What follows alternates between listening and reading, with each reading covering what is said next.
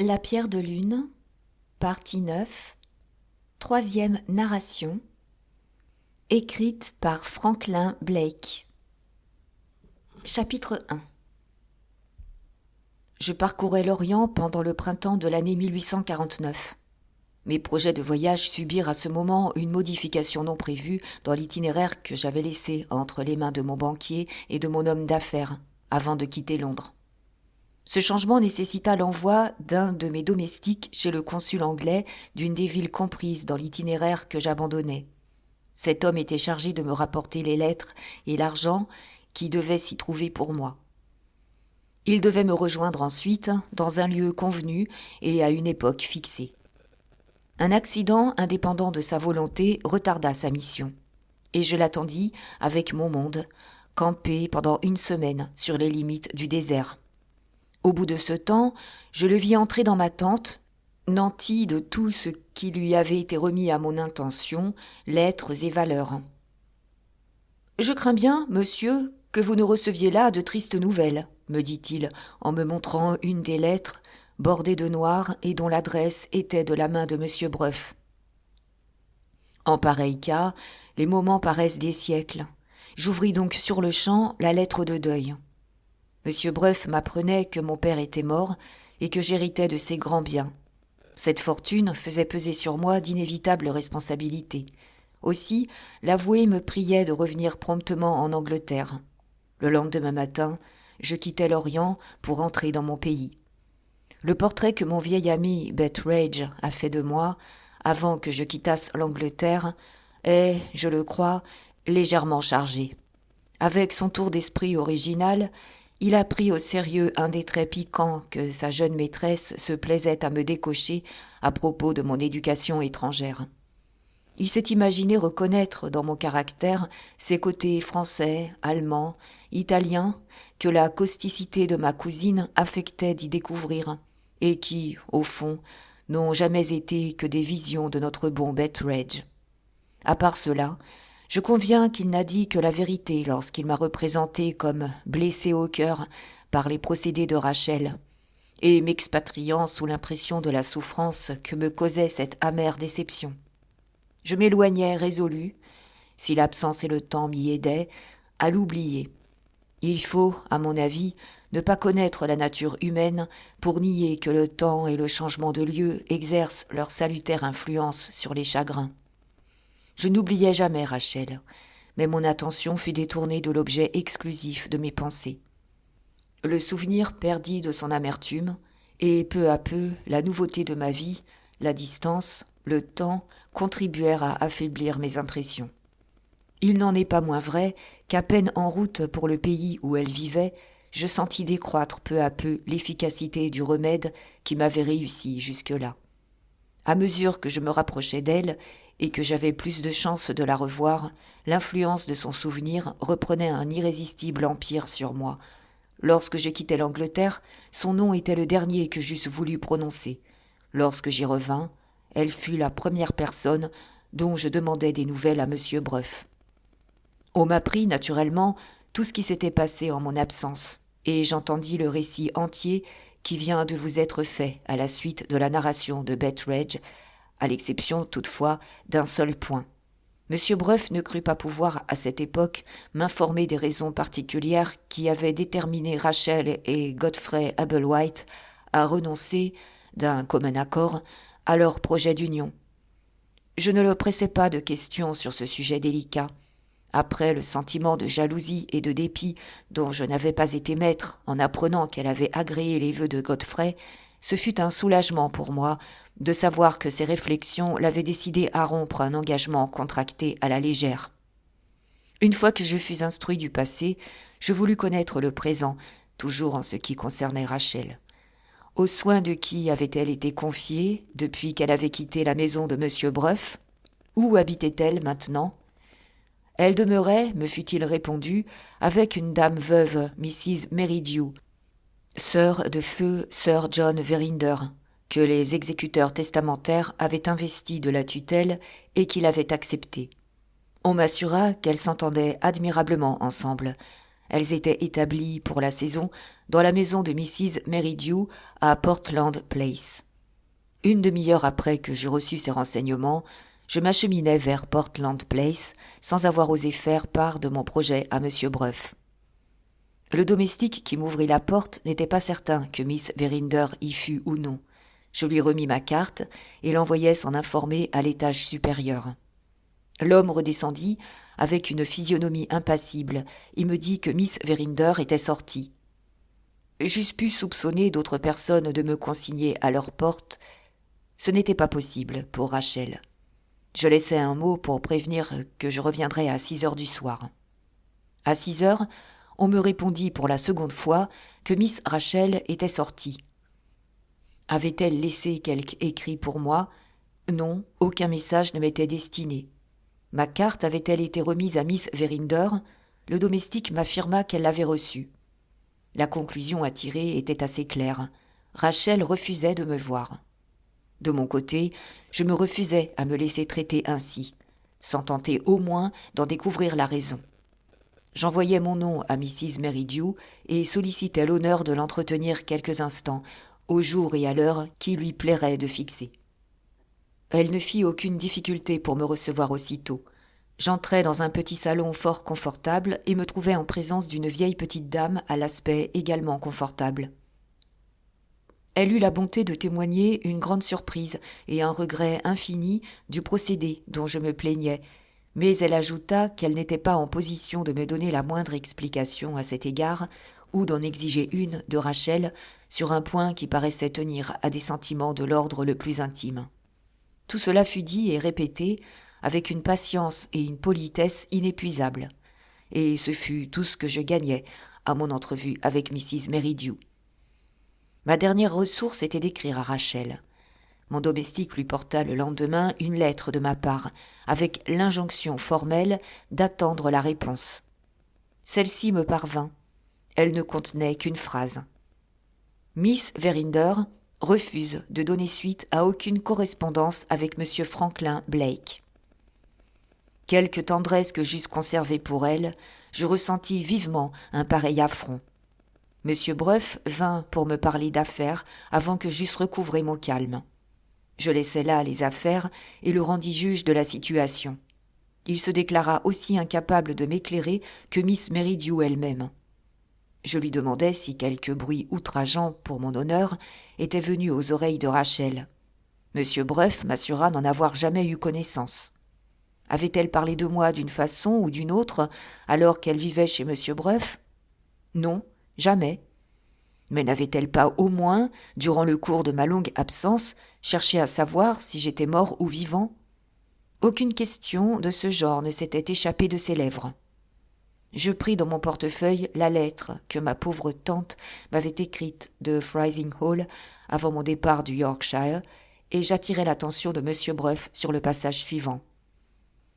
Dans l'inquiétant état d'esprit où se trouve Rachel, elle regarde toujours comme une offense impardonnable les soins que vous avez donnés à l'enquête relative à la perte du diamant. Par vos démarches dans cette affaire, vous avez involontairement et à votre insu aggravé le fardeau de ses inquiétudes en lui faisant craindre de voir, grâce à vos efforts, son bizarre secret découvert.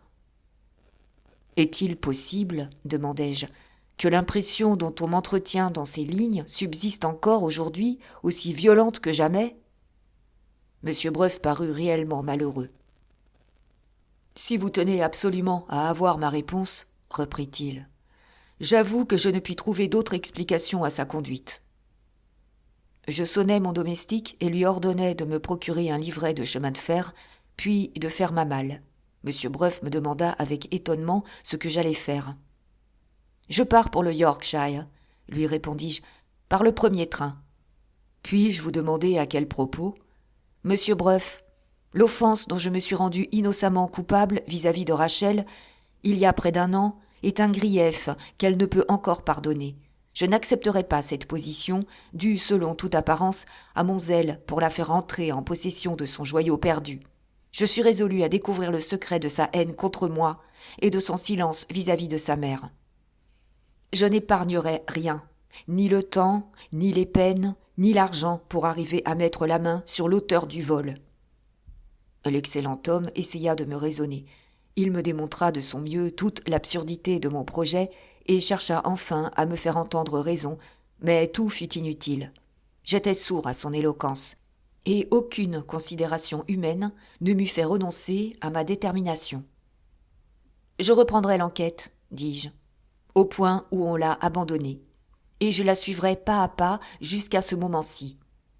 Dans l'instruction de cette affaire, telle que moi je l'ai laissée, il y a des lacunes que Gabriel Betteredge peut combler.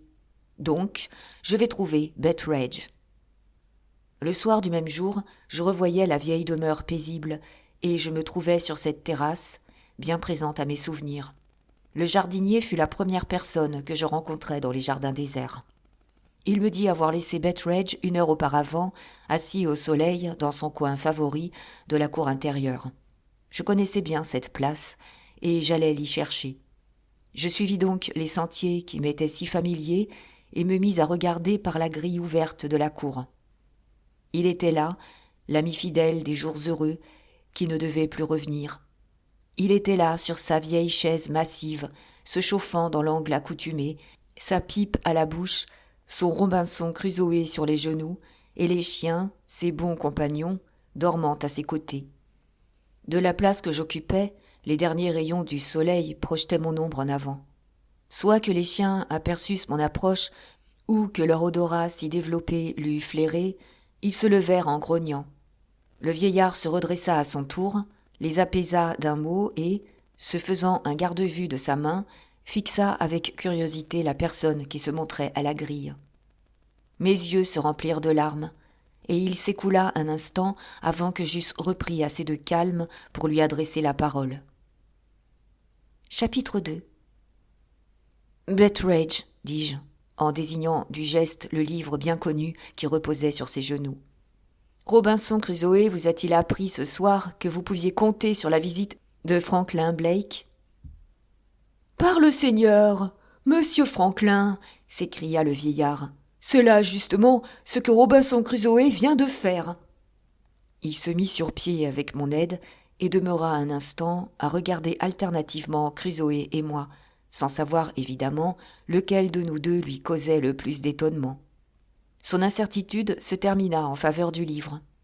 Le tenant ouvert dans ses mains, il contempla avec une indicible stupéfaction le merveilleux volume, comme s'il se fût attendu à en voir sortir Robinson Crusoé lui-même, désireux de nous accorder l'honneur d'une entrevue personnelle. « Voici le passage, monsieur Franklin, dit-il, aussitôt qu'il put recouvrer l'usage de la voix. « Aussi vrai que j'existe, voici ce que je lisais un instant avant votre arrivée. Page 156, ainsi qu'il suit. Je restais comme frappé de la foudre, ou comme si j'eusse vu une apparition.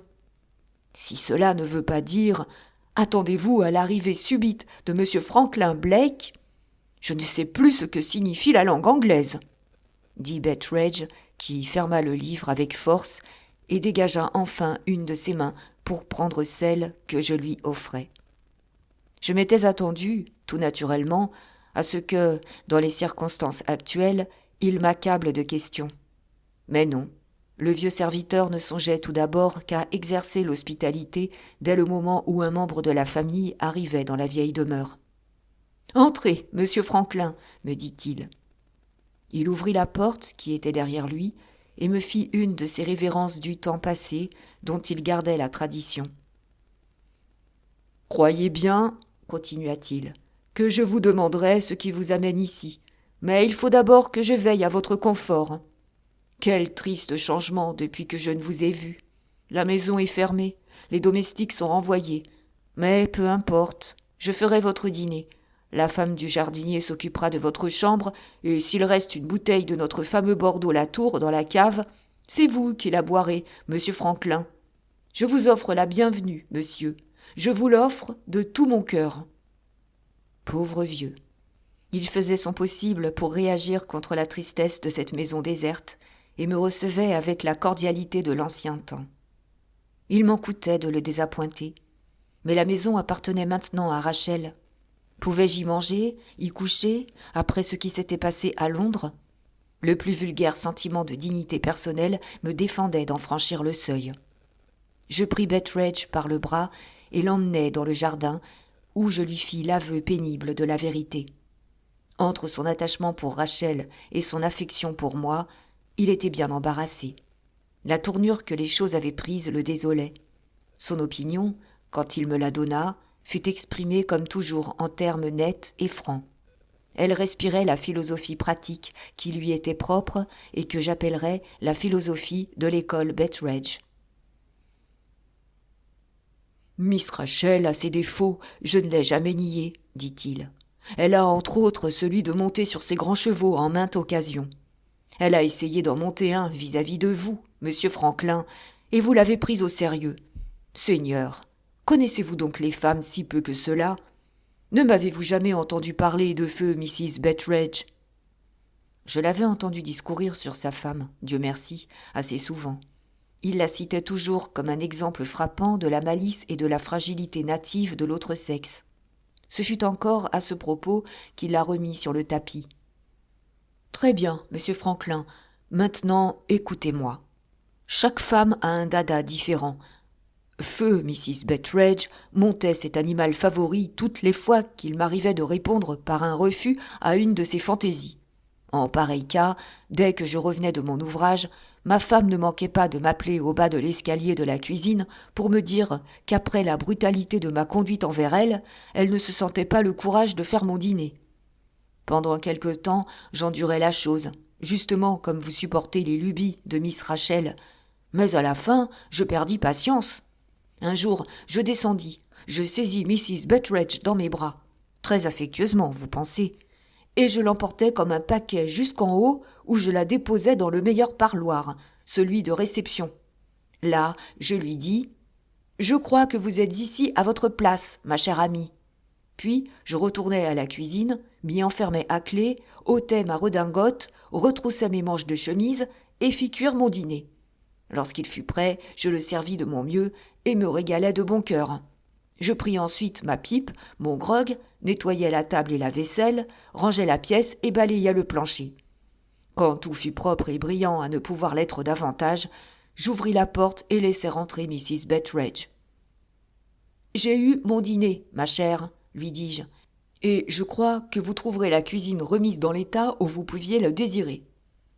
Tant que vécut ma femme, monsieur Franklin, je vous réponds que je n'eus plus jamais à faire ma cuisine.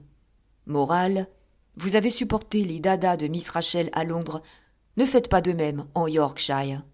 Revenez à la maison. » Je n'avais rien à répondre, mais il me fallut pourtant assurer mon vieil ami que même son talent de persuasion n'aurait pas prise en cette occasion sur moi. « La soirée est charmante, dis-je. Je vais retourner à Frysing Hall et y prendre une chambre à l'hôtel. Mais il faut que vous me promettiez d'y venir déjeuner demain avec moi. J'ai quelque chose à vous demander. » Betteredge hocha gravement la tête. « Je suis vraiment peiné, dit-il. J'avais espéré apprendre que tout allait bien entre vous et Miss Rachel. S'il faut que vous fassiez à votre tête, monsieur, ajouta-t-il après un instant de réflexion, il n'est pas nécessaire d'aller chercher un lit à Frysing Hall. On le trouvera plus près que cela, à Overstone's Farm, à 2 milles d'ici. Vous ne pouvez pas m'objecter que là, vous serez chez Miss Rachel, ajouta malicieusement Betteredge, car Overstone fait valoir pour son compte Monsieur Franklin. Je me souvenais de cette ferme, située au fond d'une vallée, sur les bords d'un des plus jolis cours d'eau qui liaient dans cette partie du Yorkshire. Le fermier louait habituellement une chambre à coucher et un petit parloir aux touristes, pêcheurs à la ligne ou artistes qui parcouraient le comté. Il m'aurait été impossible de trouver un gîte plus agréable pour la durée de mon séjour dans les environs. « Les chambres sont-elles libres ?» dis-je.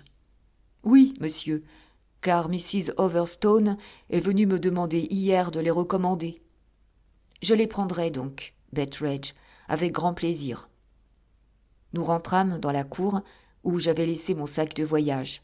Après l'avoir chargé sur son épaule, Betteredge parut de nouveau en proie à la stupéfaction dans laquelle mon apparition l'avait plongé lorsque je le surpris établi sur sa chaise curule. Il regarda la maison d'abord, puis me considéra de l'air d'un homme qui n'ose en croire ses yeux. « Il y a bien longtemps que je suis au monde, dit ce modèle des serviteurs, mais je ne me serais jamais attendu à quelque chose de semblable. Voilà la maison, et voici monsieur Franklin Blake, et, Dieu me pardonne, si l'un des deux n'est pas en train de tourner le dos à l'autre et ne s'avise pas d'aller coucher dans un garni. » Il me montra le chemin, secouant la tête et grognant sans relâche. « Il ne reste plus qu'une chose inimaginable à voir, » me dit-il par-dessus son épaule.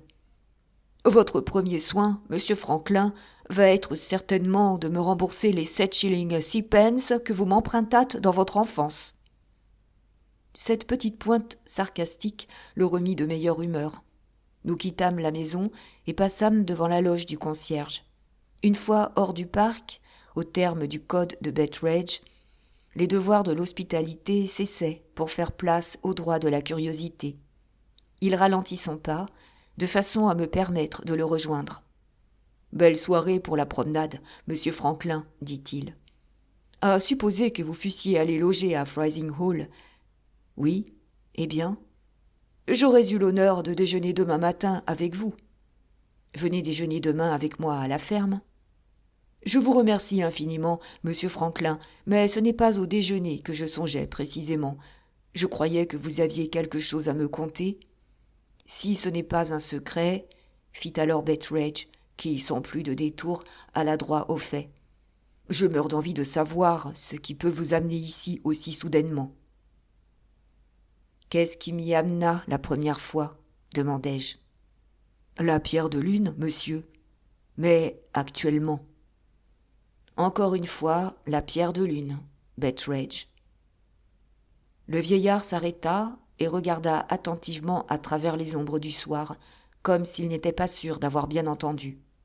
« Si vous voulez faire une plaisanterie, monsieur, dit-il, je crains que l'âge ne m'empêche d'en saisir le sens. »« Je ne plaisante point, répondis-je. Je suis venu ici pour reprendre l'enquête qui a été abandonnée lors de mon départ pour l'étranger. Je viens afin de faire ce à quoi personne n'a réussi jusqu'à présent.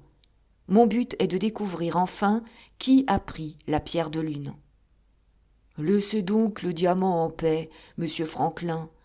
Croyez-moi, ne revenez pas là-dessus. Ce maudit joyau indien a mené à mal tous ceux qui s'en sont occupés. Ne gaspillez pas votre argent et les plus belles années de votre vie en vous mêlant de cette affaire. En vérité, comment pouvez-vous vous flatter de réussir là où le sergent Cuff lui-même a échoué ? » ?»« Le sergent Cuff, » répéta Betteredge, en appuyant sur ce nom avec une pantomime expressive. « Le plus célèbre officier de police de l'Angleterre. » »« Mon parti est pris, mon vieil ami. Le sergent Cuff lui-même ne suffirait pas pour m'arrêter. À ce propos, je puis d'un moment à l'autre avoir besoin de lui parler. Avez-vous eu de ses nouvelles depuis peu ? » ?»« Le sergent ne vous servira à rien, monsieur Franklin. »« Pourquoi cela ? » ?»« Il s'est passé de grands événements dans les régions de la police depuis votre départ, monsieur. Le célèbre Cuff a pris sa retraite. Il vit dans un petit cottage qu'il a à Dorking et s'est consacré tout entier à la culture des roses. C'est lui-même qui me l'a écrit. Il est parvenu à avoir la rose mousse blanche sans la greffer sur églantier, et il veut que notre jardinier, M. Begbie, aille voir cette merveille, et s'avoue battu. « Peu importe, dis-je, je me passerai du sergent et me contenterai de vous, Betteredge, pour commencer. » Il n'y avait aucune intention blessante dans ces paroles. Quoi qu'il en soit, ma réponse parut piquer Betteredge. « Vous pourriez tomber plus mal, monsieur, je vous l'assure, » me dit-il d'un ton un peu aigre. Cette sèche repartie et une certaine agitation que je remarquai dans sa personne après qu'il eut répliqué me laissèrent supposer qu'il possédait quelques renseignements dont il hésitait à me donner communication. « Je compte sur vous, dis-je, pour rassembler les débris de l'instruction que le sergent a été contraint d'abandonner. Cela va tout seul. Mais ne pourriez-vous m'aider à trouver mieux ? Que pouvez-vous attendre de mieux de moi ? » fit Betteredge avec une feinte humilité. « J'attends davantage, d'après ce que vous venez vous-même de dire. » Pure forfanterie, monsieur, fit l'obstiné vieillard. Il y a des gens qui sont nés et mourront vantards. Je suis de ce nombre. Il n'y avait qu'un moyen de venir à bout de lui. J'invoquais l'intérêt qu'il portait à Rachel et à moi. Betteredge, seriez-vous aise d'apprendre que Rachel et moi sommes redevenus bons amis comme auparavant? J'aurais bien mal servi votre famille, monsieur, si vous pouviez en douter. Vous souvient-il de la façon dont Rachel m'a traité avant mon départ d'Angleterre? Aussi bien que si c'était hier. Milady vous écrivit même à ce sujet une lettre que vous eûtes la bonté de me communiquer. Elle vous disait que Miss Rachel vous en voulait mortellement pour la part que vous aviez prise à la recherche de son bijou. Mais ni vous, ni Milady, ni personne ne pût deviner le pourquoi. Parfaitement exact, Betteredge. Et je suis revenu de mes voyages pour la trouver toujours aussi offensée. Je savais que le diamant en était la cause il y a 1 an, et je constate que le diamant est encore au fond de sa rancune aujourd'hui. J'ai tenté de lui parler. Elle refuse de me voir. Je lui ai écrit, elle ne me répond pas. Comment, au nom du ciel, puis-je éclaircir ce singulier mystère? Rachel ne m'a laissé d'autre ressource que de recommencer l'enquête de la pierre de lune. Il parut envisager la question sous le point de vue que je lui présentais, et ses premiers mots me prouvèrent que je l'avais ébranlé. « Vous ne lui en voulez pas de votre côté, n'est-ce pas, monsieur Franklin ?» « J'éprouvais de la colère, répondis-je, lorsque je quittais Londres. Mais elle s'est calmée, et maintenant je ne désire plus que rétablir la bonne intelligence entre Rachel et moi. Je ne demande que cela. À supposer que vous réussissiez dans vos recherches, monsieur, vous ne craignez point de faire quelque découverte pénible au sujet de Miss Rachel ? Je compris qu'un attachement jaloux pour sa jeune maîtresse lui dictait cette question. « Je me sens aussi sûr d'elle que vous l'êtes, répondis-je. La révélation de son secret ne pourra altérer l'estime dans laquelle nous la tenons. » Les derniers scrupules de Betteredge s'évanouirent enfin. « Si je fais mal en vous venant en aide, monsieur Franklin, s'écria-t-il, tout ce que je saurais dire, c'est que je suis aussi ignorant du fond des choses que l'enfant qui vient de naître. Je ne puis que vous mettre sur la voie, le reste vous regarde. Vous rappelez-vous cette pauvre fille que nous avions ici, Rosanna Spearman ? Sans doute. Vous avez toujours cru qu'elle désirait vous faire une sorte de confession au sujet de la pierre de lune. Je ne pouvais certes m'expliquer autrement son étrange manière d'être. Vous pouvez éclaircir ce point quand il vous plaira, monsieur Franklin. Ce fut à mon tour de m'arrêter. Je m'efforçais, malgré l'obscurité, de voir sa figure, et, sous le coup de la première surprise, je lui demandai assez impatiemment ce qu'il voulait dire par là. « Tout doucement, monsieur, poursuivit Betteredge. Je sais ce que je dis. Rosanna a laissé à une amie une lettre cachetée et qui vous est adressée. Où est cette lettre ? Elle est entre les mains de cette amie, à Cobb's Hall. Lorsque vous étiez chez nous, monsieur, vous avez dû entendre parler de Lucie la boiteuse, cette fille qui s'appuie sur une béquille. La fille du pêcheur, elle-même. Comment ne m'a-t-on pas fait parvenir la lettre ? Lucie a une tête à elle, elle ne veut pas la remettre en d'autres mains que les vôtres, et vous avez quitté l'Angleterre avant que j'aie pu vous écrire. Retournons donc sur nos pas, Betteredge, et allons tout de suite chercher cette lettre. Impossible, monsieur, on épargne fort la chandelle sur nos côtes. Il est trop tard et tout le monde serait couché à Cobb's Hall. Bah, nous pouvons y être en une demi-heure. Vous pourriez y être, monsieur Franklin, et quand vous seriez arrivé, vous trouveriez la porte fermée. Il me montra une lumière qui brillait devant nous, et j'entendis en même temps le murmure d'un ruisseau. Voici la ferme, monsieur Franklin. Reposez-vous bien cette nuit, puis soyez assez bon pour venir me trouver demain matin. Vous irez avec moi chez le pêcheur ? Oui, monsieur. De bonne heure ? Aussitôt qu'il vous plaira. Nous prîmes le sentier qui conduisait à la ferme. Chapitre 3. Je n'ai qu'un souvenir confus de ce qui se passa à Overstone's Farm. Je me rappelle que je trouvai un accueil cordial, un souper monstre qui eût suffi pour nourrir un village entier en Orient, enfin une chambre d'une exquise propreté où tout était à souhait, sauf un amollissant lit de plumes, reste de la barbarie de nos pères. Je passai une nuit fort agitée, avec consommation incessante d'allumettes. J'éprouvai une immense sensation de bien-être lorsque le jour parut et que je pus me lever.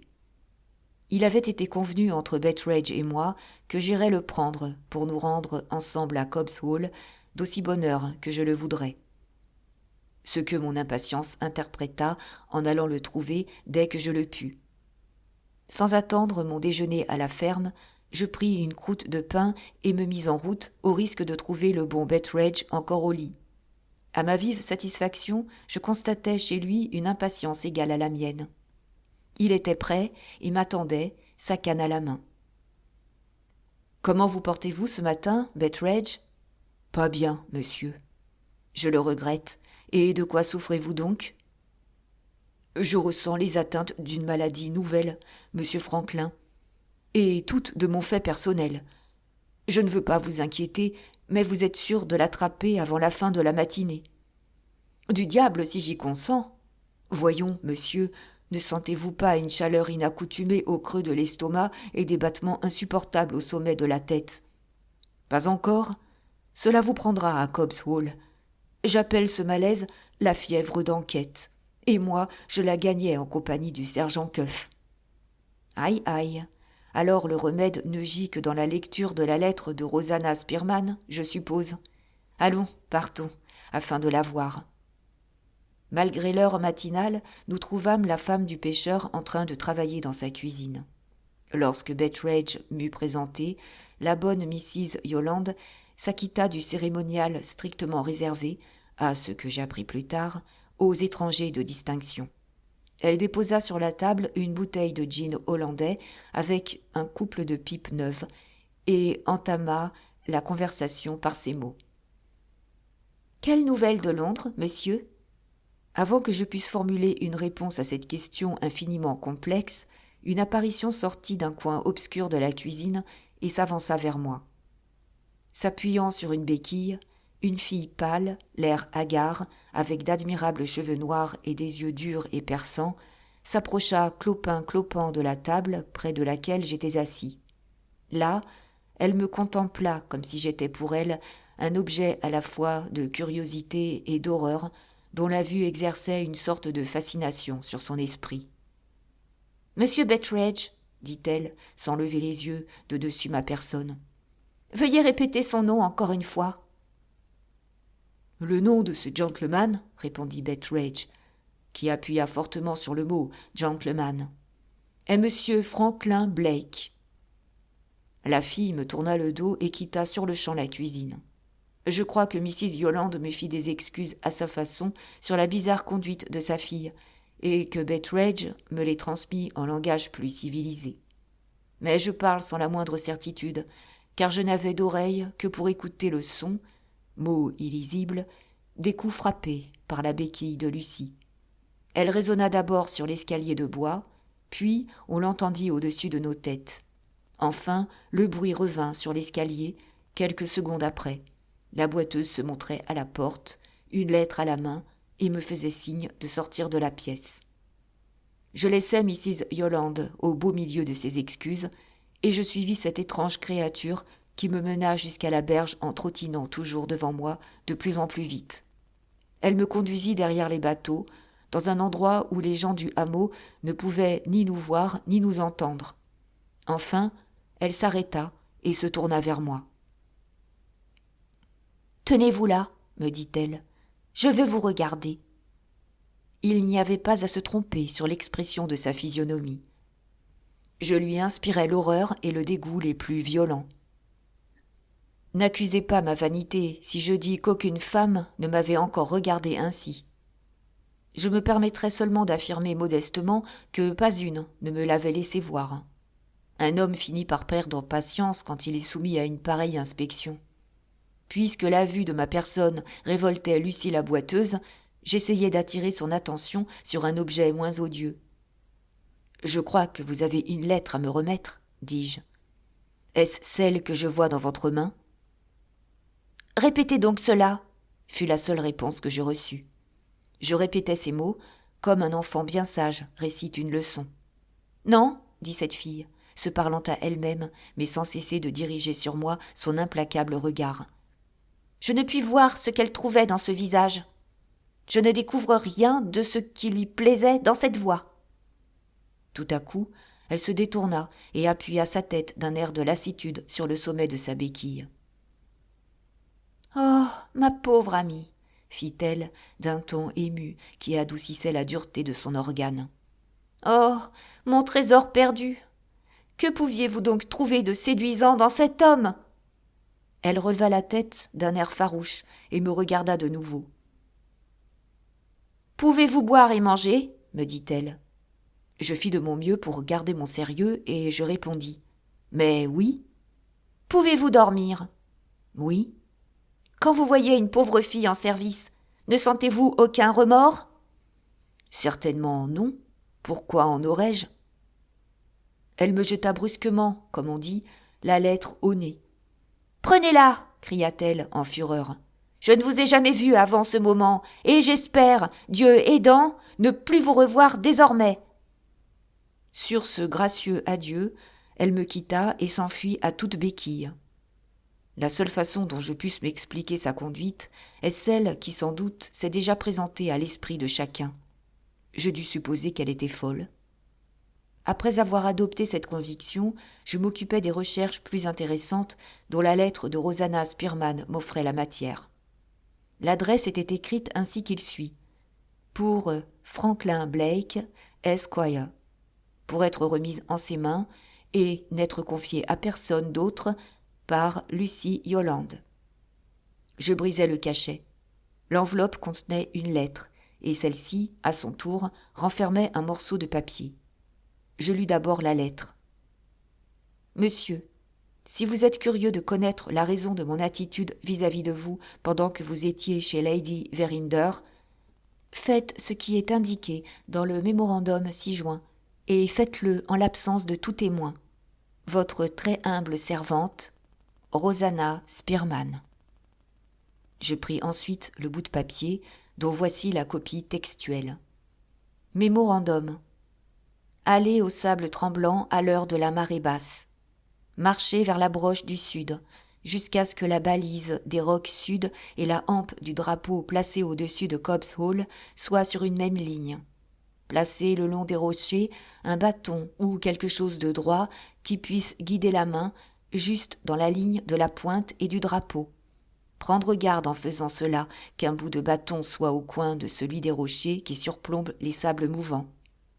Tâtez le long du bâton parmi les herbes marines pour trouver une chaîne.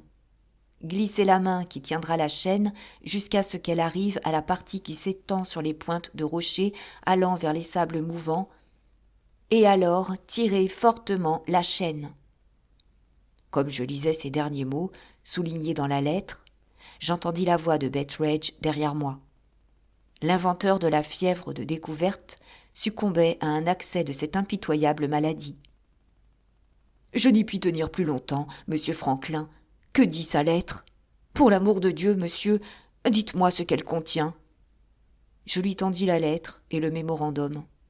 Il lut la première sans y attacher grand intérêt, mais le second produisit une vive impression sur lui. « Le sergent l'avait dit !» cria Betteredge. « Dès le début, il n'a cessé de croire que Rosanna possédait un mémorandum de sa cachette. Et le voici. Dieu nous garde, monsieur, le secret qui a tant intrigué tout le monde, et jusqu'au célèbre keuf lui-même, il est là, prêt à se dévoiler à vous. Le flot est monté maintenant, chacun peut le voir. Quand la marée sera-t-elle basse ? » Il leva les yeux et, voyant un garçon qui raccommodait un filet à peu de distance de nous, « Tammy Bright !» cria-t-il de toutes ses forces. « Je vous entends » répliqua le gamin. « Quand la marée descend-elle ? » ?»« Dans 1 heure. » Nous regardâmes tous deux nos montres. « Nous pouvons passer par la côte, monsieur Franklin, » dit Betteredge, « et arriver ainsi au sable tout à loisir. Qu'en dites-vous ? Partons. » Pendant la route, je fis appel à la mémoire de Betteredge pour me retracer le rôle qu'avait joué Rosanna à l'époque de l'enquête du sergent Cuff. Avec son aide, j'établis clairement la suite des faits dans ma tête. Le voyage secret de la housemaid à Freising Hall, le mystérieux travail nocturne pour lequel elle s'était enfermée à clé dans sa chambre et avait gardé de la lumière jusqu'au matin, l'achat suspect de cette caisse de plomb et des 2 chaînes à chien, la conviction arrêtée du sergent que Rosanna avait caché quelque chose au sable, et son ignorance absolue de ce que cela pouvait être. Toutes ces circonstances me revinrent nettement à l'esprit, pendant que nous nous dirigions tous deux le long de ces rochers bas qu'on nomme la broche du Sud. Avec l'aide encore de Betteredge, je trouvai bientôt la place d'où je pouvais voir la balise de la pointe et le drapeau de la côte sur une même ligne.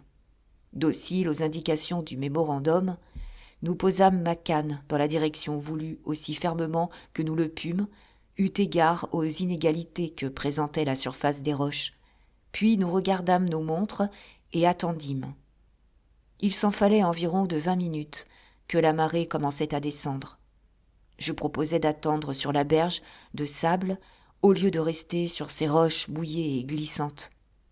Arrivé au sable sec, je m'apprêtais à m'asseoir et je pensais que Betteredge en ferait autant, lorsqu'à ma grande surprise, je le vis se préparer à me quitter. « Pourquoi vous éloignez-vous » lui dis-je. « Relisez la lettre, monsieur, et vous le saurez. » Un coup d'œil jeté sur ce papier me rappela en effet qu'on me recommandait d'opérer mes recherches à moi tout seul.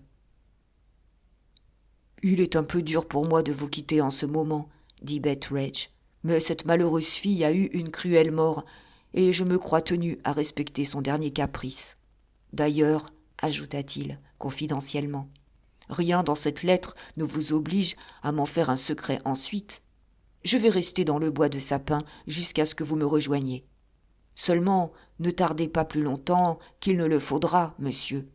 La fièvre d'enquête est une maladie difficile à gouverner dans des circonstances comme celle-ci. » Là-dessus, il me quitta.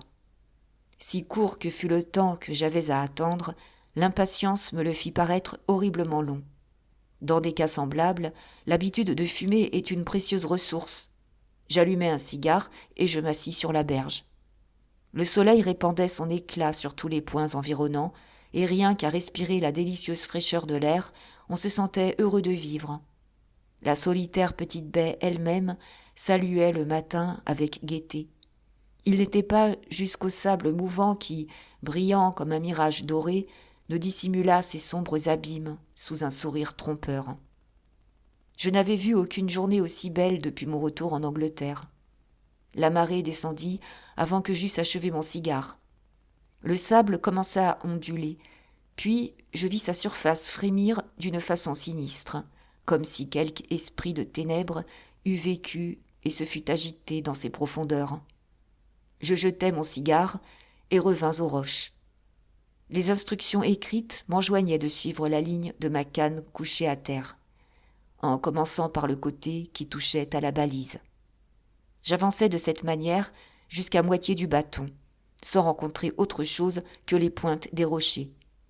Mais, à 1 pouce ou 2 plus loin, ma patience fut récompensée. Dans une étroite fissure, je rencontrai la chaîne. J'essayai de la suivre avec ma main dans la direction du sable mouvant. Mais je me sentis arrêté par les herbes marines, qui recouvraient la fissure et y avaient sans doute poussé depuis que Rosanna avait choisi cette fente pour y déposer la chaîne. Il était également impossible d'arracher le varech et de passer ma main à travers. Je marquai donc la place où commençait la chaîne et j'entrepris, d'après une idée à moi, d'en retrouver l'autre partie, là où elle devait entrer dans le sable. Mon plan était de sonder sous les roches, en cherchant à retrouver ainsi le passage de la chaîne. Je pris mon bâton à la main et m'agenouillai sur le bord de la broche du Sud. Dans cette position, ma figure se trouvait rapprochée de la surface du sable mouvant. Ce contact ébranla mes nerfs et l'affreux frémissement périodique du sable fit passer devant mes yeux la vision d'une femme morte revenant sur la scène de son suicide et m'aidant dans mes investigations. Je fus saisie d'une terreur inexprimable à l'idée de la voir sortir des profondeurs du gouffre et me désigner l'endroit que je cherchais. Malgré les rayons brûlants du soleil, un frisson glacial parcourut mes membres.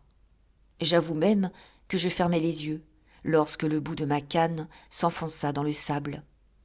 Pourtant, à peine le bâton fut-il entré de quelques pouces que je me sentis délivrée de ma frayeur superstitieuse et que je fus tout entier au succès de mon entreprise. Sondant en aveugle, dès ma première tentative, je tombai juste.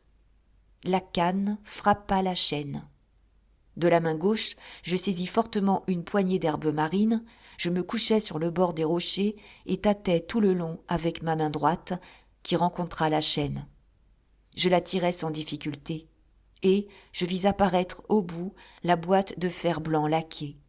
L'action de l'eau avait tellement rouillé la chaîne qu'il me fut impossible de la détacher du crochet qui retenait la boîte. Je plaçai celle-ci entre mes genoux et au prix des plus grands efforts, je parvins à enlever le couvercle.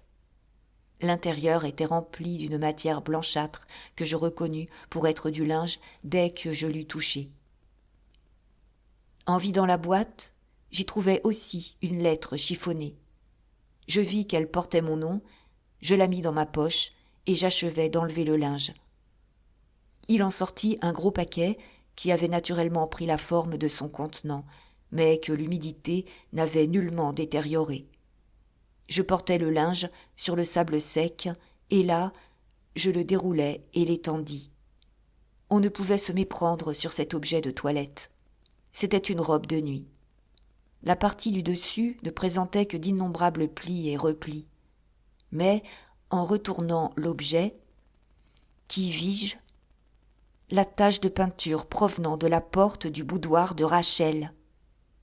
Mes yeux restèrent fixés sur cette tache, et la mémoire me ramena violemment en arrière. Les mots du sergent Cuff me revinrent à l'esprit comme si cet homme eût été de nouveau près de moi.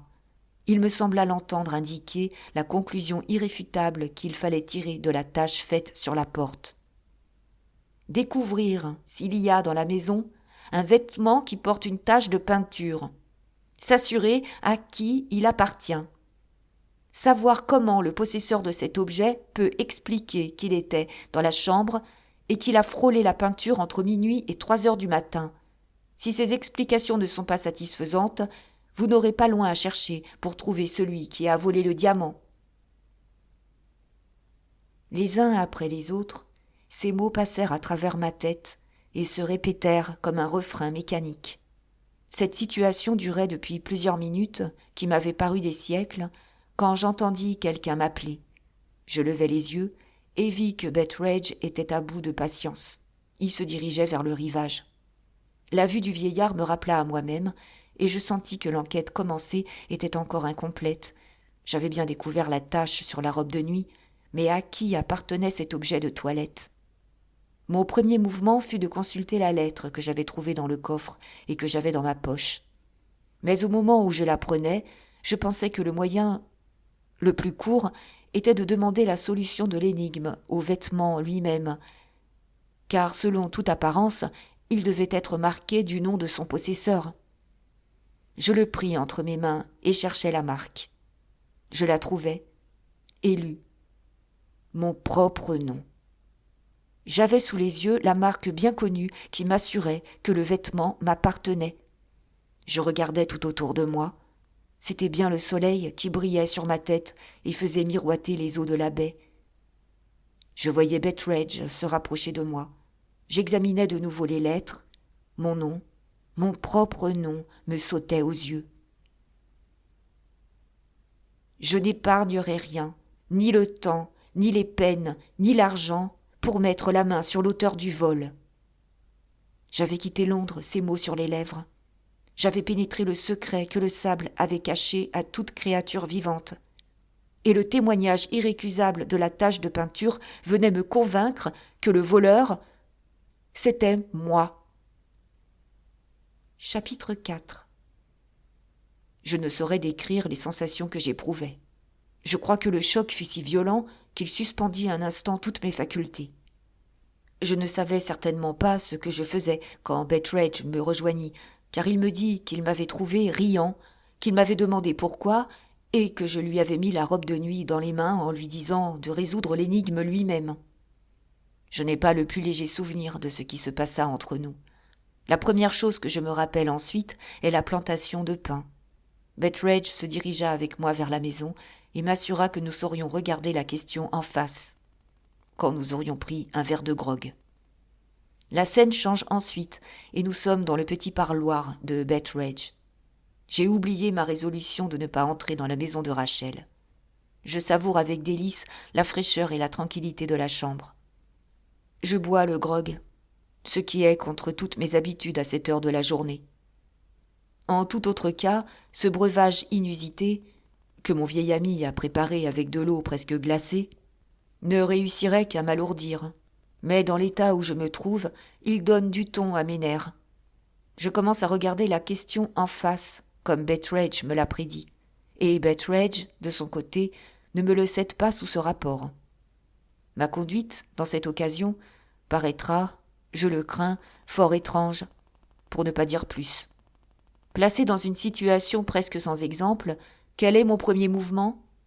Est-ce que je me retire à l'écart pour analyser dans la solitude le fait monstrueux que je ne puis comprendre et que, pourtant, l'évidence me force à admettre ? Est-ce que je songe à retourner sur l'heure à Londres afin de consulter les gens les plus compétents et de soulever une enquête immédiate ? Non. J'accepte l'abri d'une maison où je m'étais juré de ne jamais entrer, et je me mets à boire un mélange de brandy et d'eau en compagnie d'un vieux serviteur à 10 heures du matin. Pouvait-on s'attendre à cette conduite de la part d'un homme aussi cruellement atteint que je l'étais ? Je n'ai à cela qu'une réponse à faire. C'est que j'éprouvais un soulagement inexprimable à voir la bonne vieille figure de Betteredge et que son grog m'aida, mieux que toute autre chose, à sortir de l'état de prostration physique et morale où j'étais tombé. Voilà ma seule excuse. Du reste, je ne puis qu'admirer la dignité imperturbable et le constant respect de la logique qui distingue sans doute mes lecteurs et lectrices dans toutes les circonstances de leur vie, depuis le berceau jusqu'à la tombe. Maintenant, monsieur Franklin, une chose est en tout cas certaine, dit Betteredge en jetant la robe de nuit sur la table placée entre nous et en parlant comme il l'eût fait d'une créature vivante. Elle ment, pour commencer. Ce point de vue consolant n'était pas celui qui se présentait à mon esprit. J'ai aussi peu conscience d'avoir pris le diamant que vous-même, lui dis-je. Mais voici un témoin accablant contre moi. La tache sur le vêtement et ma marque personnelle sont bien des réalités. Betteredge souleva mon verre et le plaça d'une façon persuasive dans ma main. « Des réalités ?» reprit-il. « Prenez encore un peu de grog, monsieur Franklin, et vous n'aurez plus la faiblesse de croire aux réalités, monsieur, » poursuivit-il à voix plus basse. « Voici ma manière de déchiffrer cette énigme. Nous avons affaire à une lâche calomnie. Il faut que vous et moi en découvrions l'origine. N'y avait-il rien d'autre chose dans la boîte lorsque vous y mîtes la main ? » La question me rappela immédiatement la lettre que j'avais dans ma poche. Je la sortis et l'ouvris. Elle contenait plusieurs pages d'une écriture très fine. Je cherchais impatiemment la signature qui portait « Rosanna Spearman ». Comme je lisais ce nom, un souvenir soudain traversa mon cerveau et je conçus un soupçon nouveau. « Un instant !» m'écriai-je. « Rosanna avait été donnée à ma tante par une maison de correction. Rosanna Spearman avait été une voleuse ? Ceci, on ne peut le nier, monsieur Franklin, mais qu'en résulte-t-il ? Qu'en résulte-t-il ? Comment pouvons-nous savoir si ce n'est pas elle qui a volé le diamant ? N'a-t-elle pas pu tacher volontairement ma robe de nuit avec de la peinture ? Betteredge posa sa main sur mon bras et m'arrêta avant que j'eusse pu poursuivre. Vous prouverez votre innocence, monsieur Franklin. Ceci ne peut faire l'ombre d'un doute. Mais j'espère que ce ne sera pas de cette façon. Lisez d'abord la lettre, par respect pour la mémoire de cette pauvre fille. Voyons d'abord la lettre. Je fus frappé du sérieux avec lequel il me parlait, et le ressentis presque comme un reproche. « Vous vous formerez une opinion d'après sa lettre, dis-je. Je vais vous la lire. » Je commençai par les lignes suivantes. « Monsieur, j'ai un aveu à vous faire. Une confession qui renferme bien des souffrances peut parfois être contenue en quelques lignes. La mienne se composera de 3 mots. Je vous aime. » Le papier me tomba des mains. Je regardai Betteredge. « Au nom du ciel, dis-je, que signifie cela ?» Il parut craindre de répondre à ma question. « Vous et Lucie la boiteuse avez été seuls ensemble ce matin. Ne vous a-t-elle rien dit sur Rosanna Spearman ?»« Elle ne l'a même pas nommée. » « Veuillez reprendre la lettre, monsieur Franklin. Je vous le dis franchement, je n'ai pas le cœur de vous affliger, après tout ce que vous avez déjà eu à supporter. Laissez-la parler pour elle-même, monsieur, et continuez votre grog. Croyez-moi, dans votre intérêt, achevez votre grog. » Je repris la lecture de la lettre.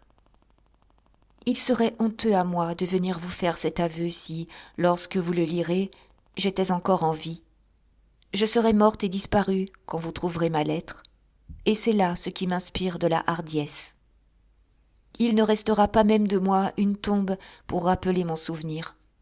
Je puis donc dire la vérité, sachant que les sables m'attendent pour me recevoir, lorsque mon triste récit sera achevé.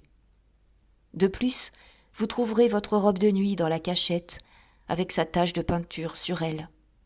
Vous aurez le désir de savoir comment il se fait qu'elle ait été mise là par moi, et pourquoi je ne vous en ai pas instruit de mon vivant. Je ne puis vous donner qu'une seule raison. J'ai fait toutes ces choses étranges parce que je vous aimais. Je ne vous ennuierai pas en vous racontant la vie que je menais avant votre arrivée chez Milady. Lady Verinder me prit dans un refuge, et je sortais de prison. J'y avais été mise parce que je volais. J'étais devenue une voleuse parce que ma mère descendait, elle, dans la rue, alors que j'étais une toute petite fille. Ma mère était tombée si bas parce que le gentleman, qui était mon père, l'avait abandonnée. Il est inutile de s'étendre sur une histoire tellement banale. On en trouve tous les jours de pareils dans les journaux. Lady Verinder et aussi Monsieur Betteredge furent bien bons pour moi. Ces 2 personnes, ainsi que la directrice du refuge, sont les seules créatures bonnes et honnêtes que j'ai jamais connues dans ma vie. J'eusse pu me maintenir, non avec bonheur, mais enfin me maintenir dans ma place, sans votre arrivée dans la maison. Je ne vous blâme pas, monsieur, ce fut ma faute, et bien ma faute. Vous souvenez-vous du matin où vous êtes arrivé par les sables près de monsieur Betteredge ?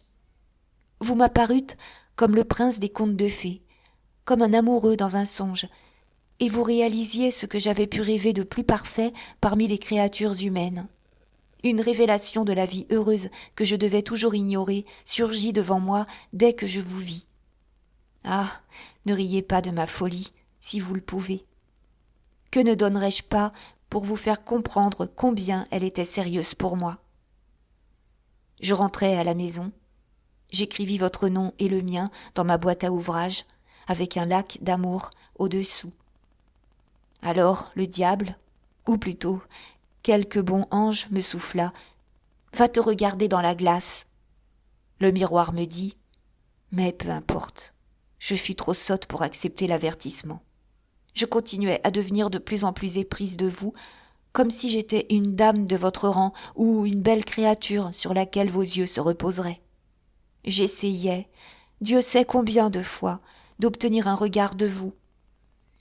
Si vous aviez pu deviner les larmes de douleur que me faisait verser toutes les nuits votre dédain, vous m'eussiez peut-être plainte, et l'aumône d'un de vos regards m'eût aidé à vivre. Vos yeux n'auraient du reste pas été fort tendres si vous aviez su combien je haïssais Miss Rachel. Je crois que j'ai découvert votre amour pour elle avant que vous en eussiez conscience vous-même. Elle avait l'habitude de vous donner des roses à mettre à votre boutonnière.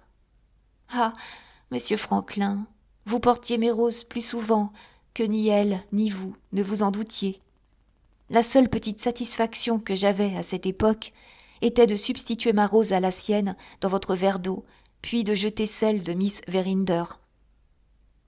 Si elle avait été aussi jolie que vous la trouviez, j'aurais mieux supporté votre inclination.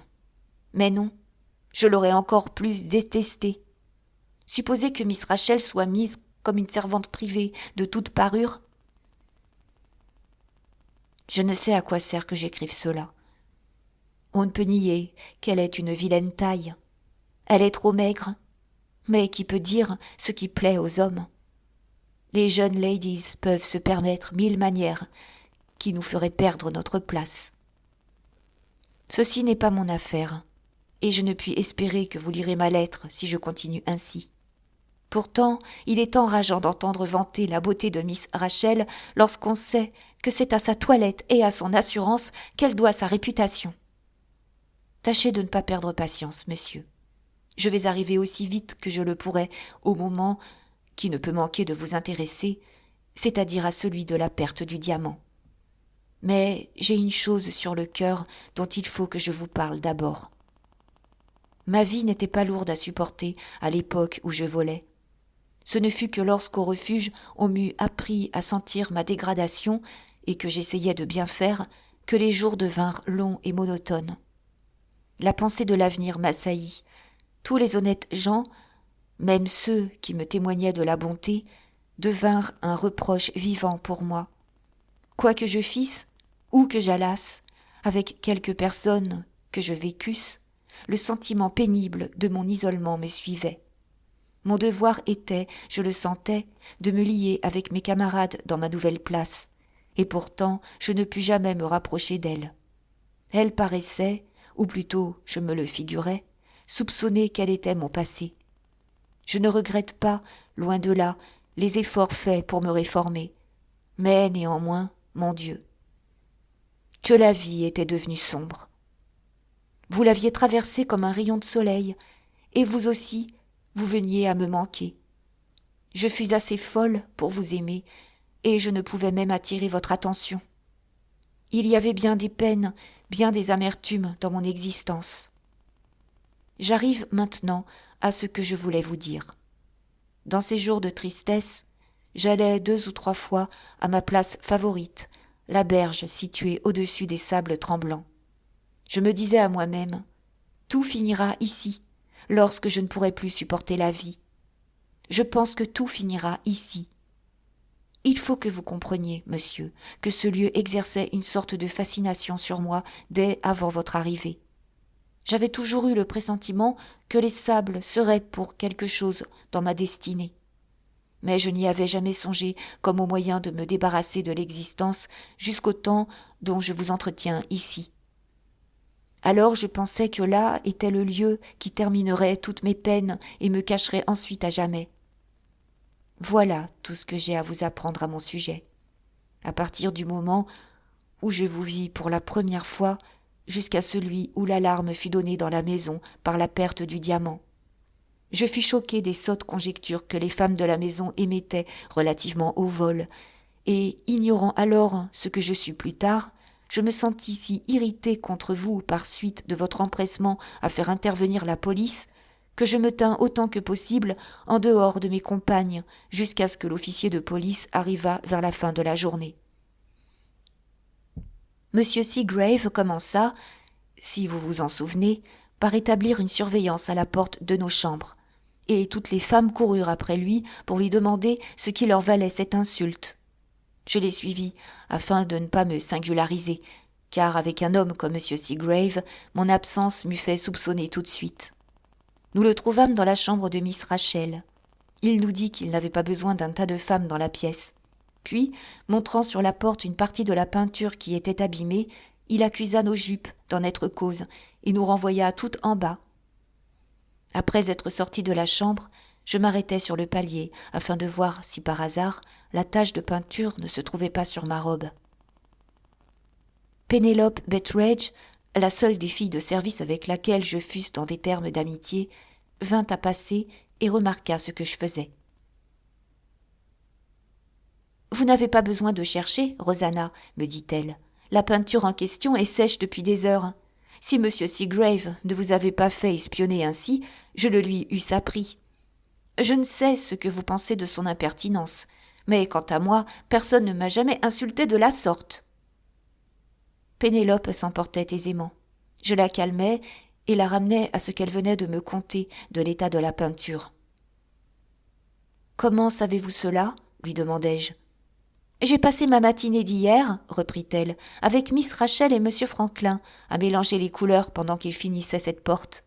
J'ai entendu Miss Rachel demander si elle serait sèche le soir, de façon qu'on pût la montrer aux invités réunis pour fêter l'anniversaire de sa naissance. M. Franklin fit un signe de tête négatif et dit qu'il lui fallait 12 heures pour sécher. Ceci était bien après le luncheon. Ils n'ont terminé qu'à 3 heures de l'après-midi. Faites maintenant appel à vos connaissances arithmétiques, Rosanna. Moi, mes calculs établissent que la porte était sèche à 3 heures du matin. »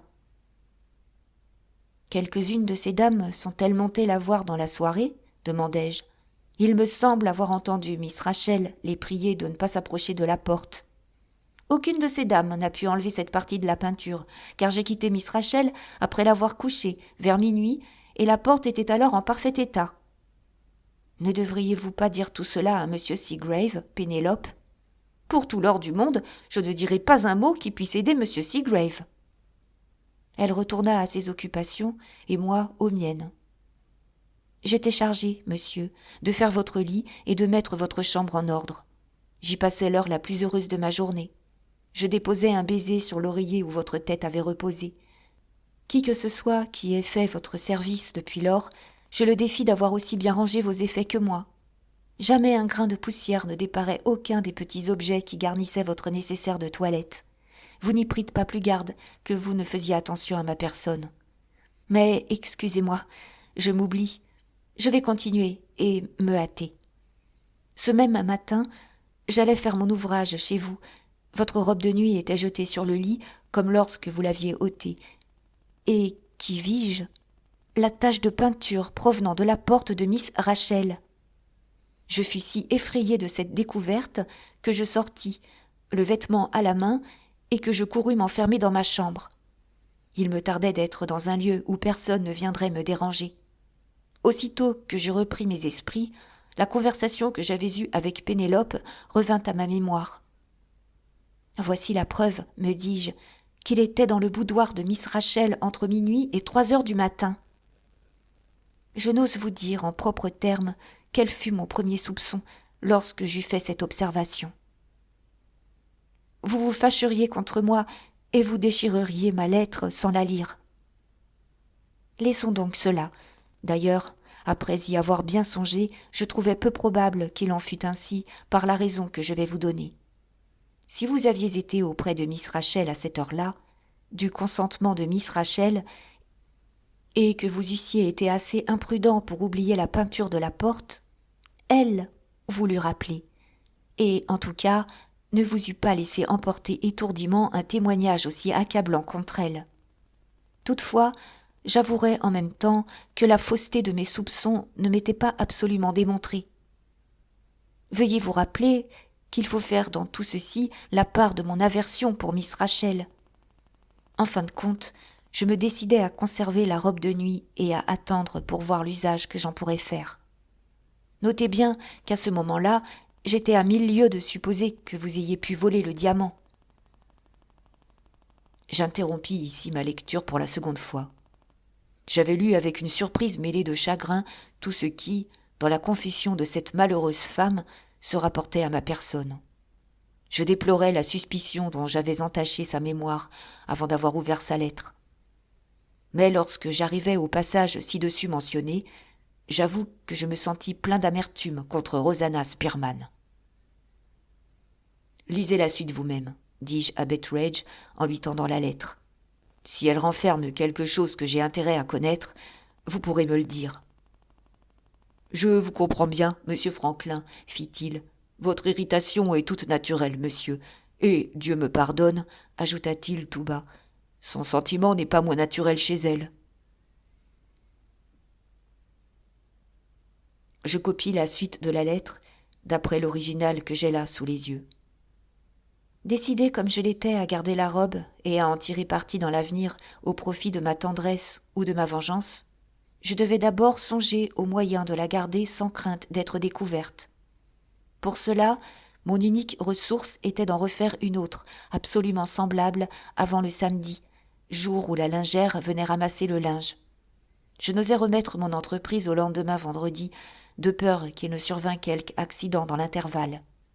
Je résolus de confectionner ce vêtement le même jour, jeudi, où, en m'y prenant bien, je pouvais m'assurer la libre disposition de mon temps.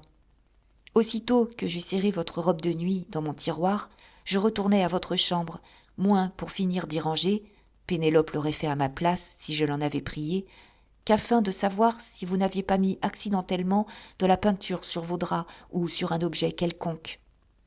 J'examinai le tout en détail, et je trouvai en effet quelques traces de couleur sur la doublure intérieure de votre robe de chambre, non de celle de la saison, mais sur une en flanelle, et je supposais qu'ayant senti du froid avec le vêtement léger que je cachais, vous aviez mis celui-ci par-dessus l'autre. En tout cas, les taches étaient bien visibles, mais je les effaçai aisément, et cela fait, il ne restait d'autre preuve contre vous que la robe renfermée dans mon tiroir. Je finissais de ranger votre chambre lorsqu'on m'envoya chercher pour être, comme tout le reste de la maison, questionné par M. Seagrave. Puis on examina nos malles.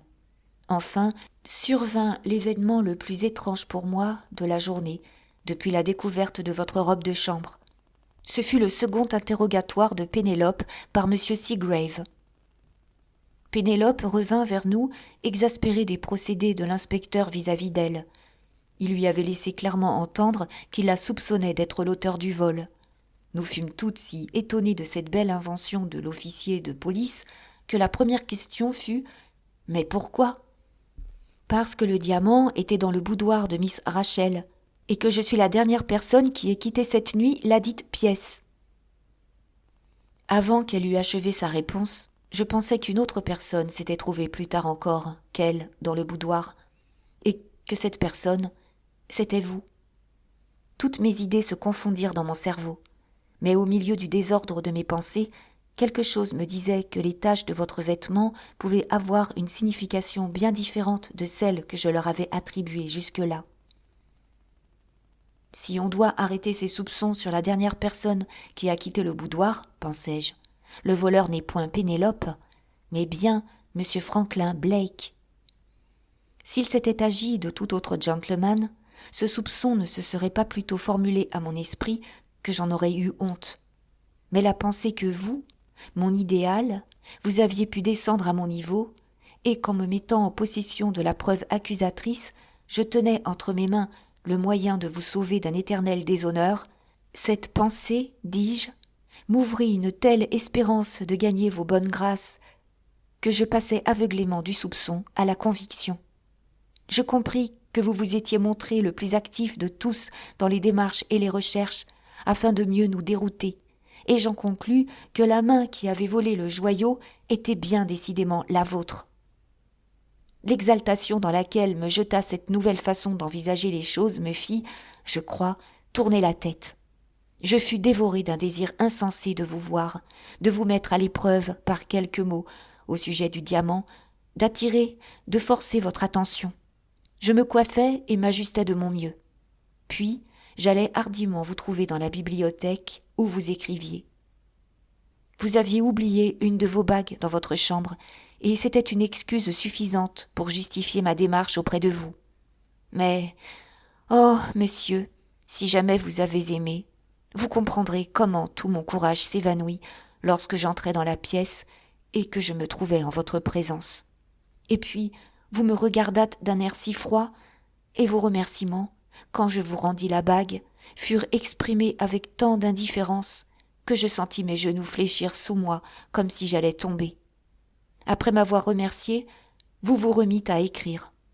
L'humiliation que j'éprouvais d'être traité de la sorte fut telle qu'elle me donna la force de reprendre la parole. « C'est une étrange affaire, monsieur, dis-je, que celle de ce diamant. » Je vous vis lever les yeux et me répondre. « Oui, en effet. Vous étiez poli, je ne puis le nier, Mais quelle cruelle distance vous mainteniez entre nous. Croyant, comme je le faisais, que vous portiez le diamant caché sur vous, votre sang-froid m'exaspéra tellement que, sous l'impression du moment, je m'enhardis à procéder par allusion directe, et je dis « Ils ne retrouveront jamais le diamant, n'est-ce pas, monsieur ? Non, ni la personne qui l'a pris. Cela, j'en réponds bien. » Je souris et vous fis un petit signe d'intelligence, comme pour dire « Je sais tout ». Cette fois, vous me regardâtes avec quelque intérêt, et je sentis que 2 mots de plus échangés entre nous feraient jaillir la vérité. Juste à ce moment, pour mon malheur, M. Betteredge gâta tout en s'approchant de la pièce. Je connaissais son pas, et je savais aussi que ma présence dans la bibliothèque à cette heure de la journée était contraire au règlement établi par lui, sans compter que je m'y trouvais seule avec vous. Je n'eus que le temps de me sauver avant de m'exposer à en recevoir l'ordre. J'étais contrariée, désappointée, mais je conservais néanmoins de l'espoir, car la glace était rompue entre nous, et je me promis qu'une autre fois je m'arrangerais de façon que M. Betteredge ne vînt pas me surprendre. Lorsque je retournai au hall des domestiques, la cloche de notre dîner sonnait. Déjà cette heure-là, et rien de ce qu'il fallait pour refaire le vêtement n'était même acheté. Il ne me restait qu'une chance de m'en tirer. C'était de me dire malade. Je pus ainsi m'assurer la libre disposition de mon temps jusqu'à l'heure du thé. Il est inutile de vous rappeler ici ce que je faisais pendant qu'on me croyait alitée dans ma chambre, et à quoi je passais ma nuit, après avoir feint d'être plus souffrante au moment du thé. À défaut d'autres découvertes, le sergent Cuff a su découvrir cela, et je devine comment. Bien que j'eusse mon voile baissé, je fus reconnue dans la boutique du marchand de toile à Freising Hall. Il y avait une glace devant moi au comptoir. Pendant que je choisissais mes achats, je vis dans cette glace qu'un des commis faisait remarquer à son camarade mon épaule contrefaite. La nuit, tandis que je m'étais enfermée à clé dans ma chambre pour vaquer à ma besogne clandestine, j'entendis aussi le chuchotement des femmes de la maison qui m'espionnaient à ma porte. Tout cela importe peu. Mais le vendredi, dès l'aube, avant que le sergent entrât dans la maison, la nouvelle robe de nuit était faite, lavée, repassée, marquée et pliée dans votre tiroir comme le faisait la lingère. Il n'y avait plus lieu de rien craindre au cas où on examinerait les effets de chacun. On ne pouvait même s'étonner que la robe de nuit fût neuve, puisque tout votre linge avait été renouvelé à votre retour en Angleterre. Le sergent Cuff arriva ensuite, et la conclusion qu'il tira, lui, du dégât fait à la peinture, me frappa beaucoup. Je vous croyais coupable plus parce que je désirais vous trouver tel que par toute autre raison. Et maintenant, le sergent Cuff, quoique par des motifs très différents, se rencontrait avec moi pour affirmer que le possesseur du vêtement de nuit était le coupable. Et j'avais entre les mains l'unique pièce de conviction qui existât contre vous. Et aucune créature vivante, pas même vous, ne le savait. Je n'ose vous dire quel sentiment m'agitait au fur et à mesure que ces pensées se présentaient à mon esprit. Si je vous les faisais connaître, vous en viendriez à détester ma mémoire.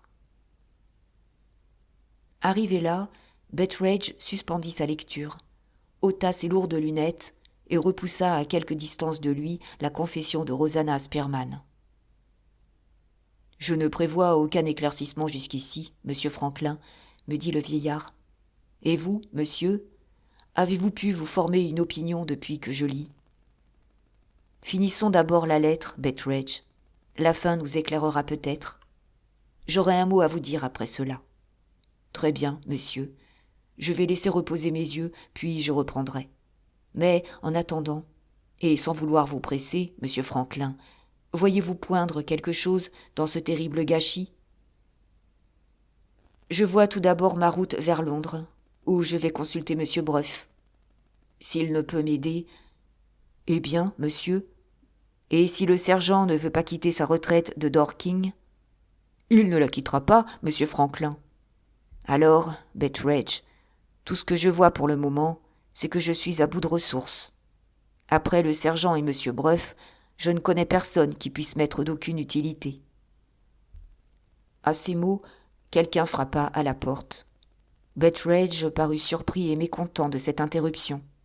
« Entrez !» cria-t-il d'un ton d'impatience.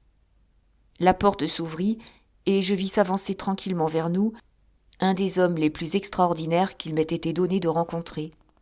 À en juger par sa tournure, il était encore jeune.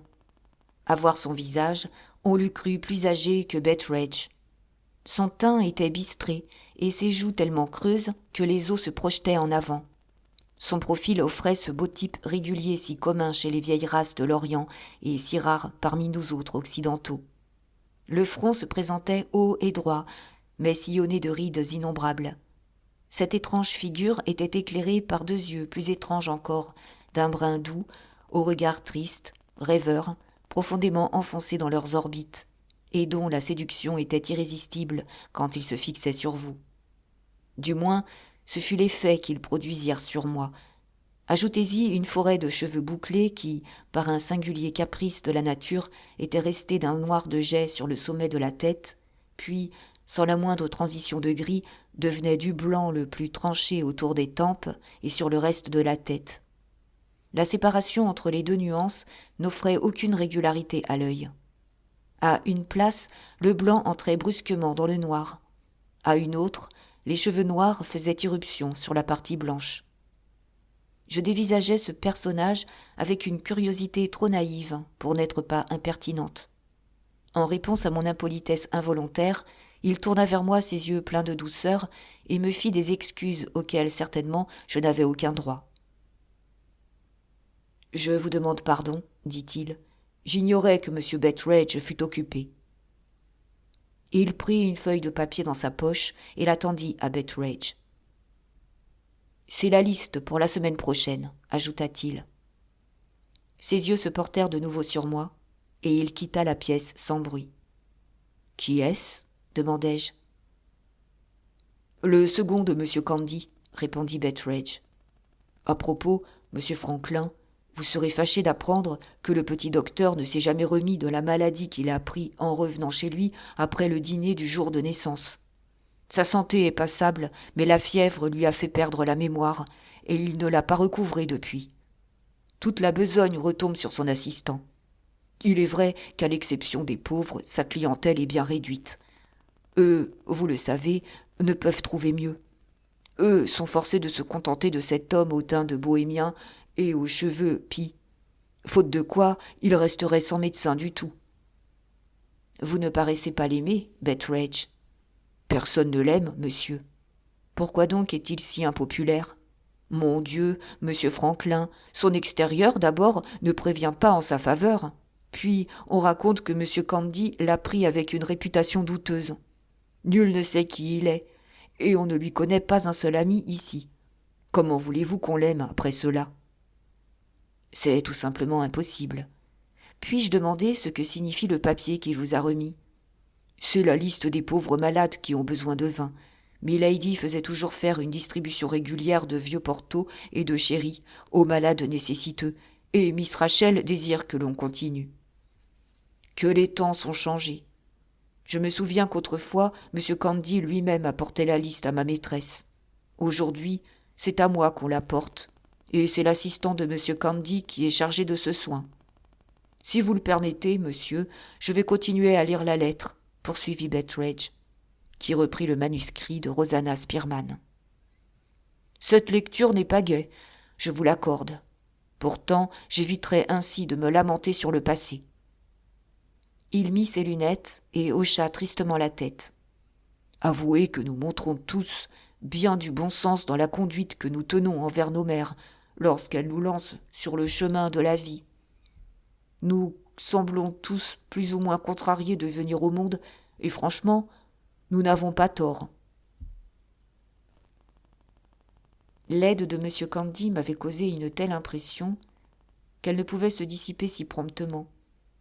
Aussi, laissai-je passer cette irréfutable boutade du philosophe Betteredge et revins-je à l'homme aux cheveux pis. « Comment se nomme-t-il » dis-je. « Son nom est aussi laid que sa personne » répondit Betteredge d'un ton bourru. Ezra Jennings.